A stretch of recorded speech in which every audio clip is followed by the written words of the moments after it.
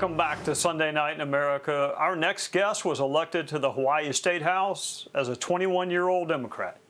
She was elected to Congress in 2012 as a Democrat and considered a rising star within the party. She spoke at the Democrat National Convention and was a leader in Congress on many issues as a Democrat.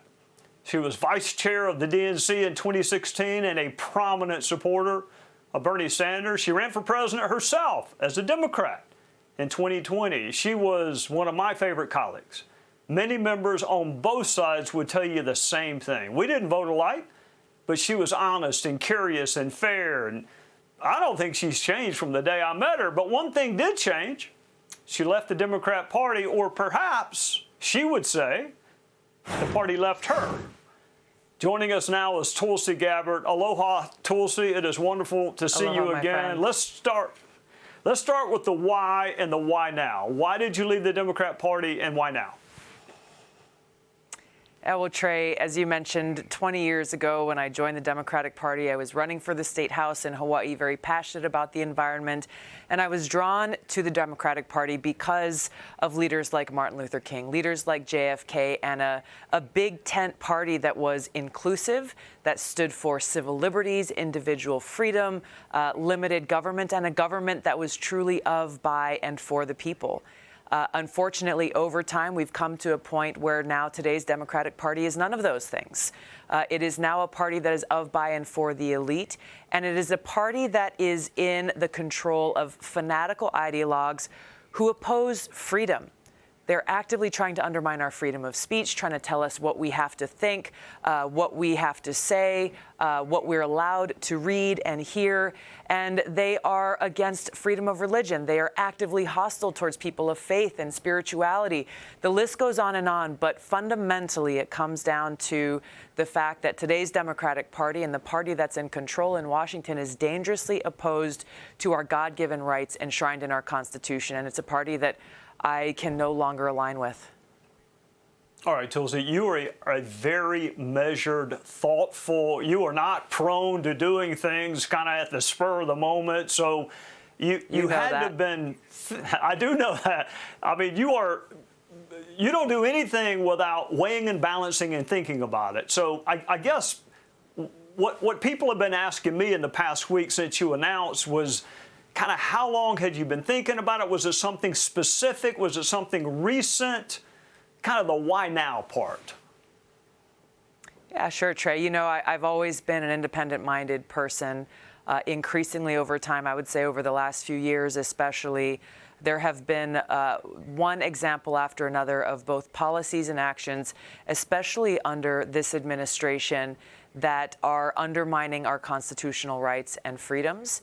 And a Democratic Party that is pushing us. They have become a party of warmongers. You know, the Democratic Party used to be home to champions of peace, people who recognize that in order for us to be free and prosperous, we must achieve peace. Those voices are silent in today's Democratic Party. So it wasn't that there was one specific moment, but it was over time seeing completely how the things that today's Democratic Party is standing for, things that are going against the very values and foundations of our country.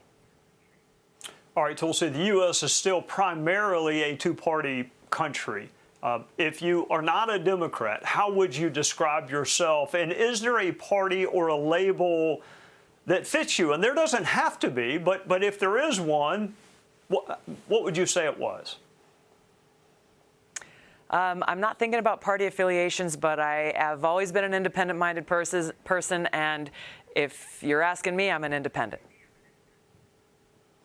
Well, you've always been. I mean, like since I met you, you have been independent. So I was maybe among the least surprised people. All right, you have a new podcast, The Tulsi Gabbard Show. I have no idea how you came up with a name for that, but do you creatively, obviously. Well, no less creative than my own show title. Do you see yourself ever getting back into elective office, or are you content? I mean, you've got a huge platform. Look, I mean, Republicans like you more than they do me, and I keep telling them, look, the fact that she's not a Democrat does not mean she's one of you. It does not mean that. But what do you see in the next couple of years for yourself? Well, Trey, you're asking if I'm content. I'm not content because life is short, and there are many challenges that we face here in this country. There are many challenges that we face in the world.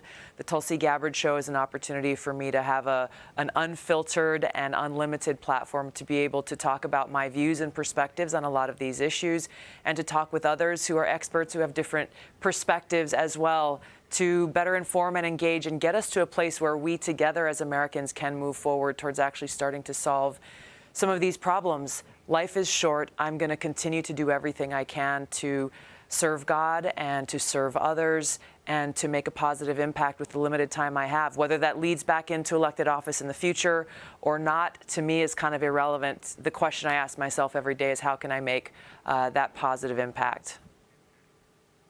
Amen. Well, you did in my life and the lives of many of your colleagues. You were one of our favorite colleague, and it has nothing to do with politics. So you keep being exactly Tulsi Gabbard, and you will be successful no matter what. I can't wait to talk to you again. Likewise, Trey. Thank you so much. Hey, Sean Hannity here. Hey, click here to subscribe to Fox News YouTube page and catch our hottest interviews and most compelling analysis. You will not get it anywhere else.